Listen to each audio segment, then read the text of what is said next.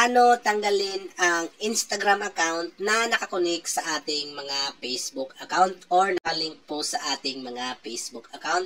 So, yan po mga lodis ang ituturo natin sa tutorial na ito. So, napakadali lang naman po nito gawin. So, ipalo nyo lang po itong step na gagawin ko, okay?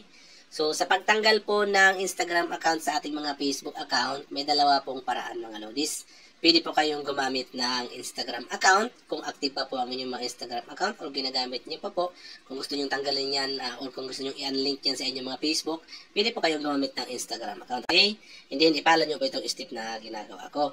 So, dito po, ang gagamitin ko po mga lodis para po ma-disconnect or matanggal po yung Instagram account sa Facebook ko ay ang aking Facebook account or ang ating Facebook apps. So, ganito lang po ang gawin nyo.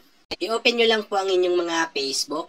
Pagdating po dito sa inyong mga Facebook, pumunta lang kayo dito sa burger icon or tatlong slash na yan sa taas. And then, mapupunta po tayo dito. So, dito po, scroll up lang natin. I-click natin itong setting in privacy. And then, i-click naman po natin itong setting ito. Ngayon, mapupunta po tayo dito sa setting in privacy ng ating Facebook. So, dito po sa setting in privacy ng ating Facebook, hanapin po natin itong account center ni Meta. Minsan naman po, nasa gitna yan. Minsan po, nasa pinakababa ng ating account center. So, basta hanapin nyo po yan. Minsan, hindi ganito pong itsura niyan. Minsan, maliit lang yan katulad nito. So, pag once po na nakita nyo na, i-click nyo lang itong see more in account center. And then, dito po sa ating mga account center, so, scroll up lang po natin. Pumunta po tayo dito sa account. Ayan, i-click natin to.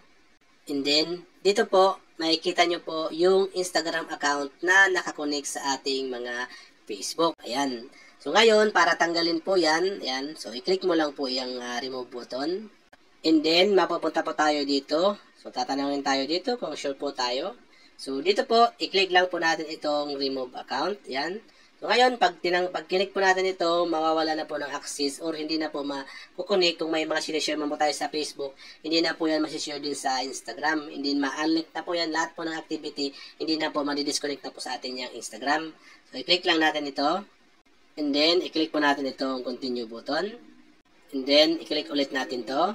So, dito po, it can take up to 15 days to stop combining info for the above user. Ayan po. So, 15 days po mga lodis bago po totally ma-stop yung combining info ng ating mga account. Ayan. So, i-click lang po natin itong yes remove.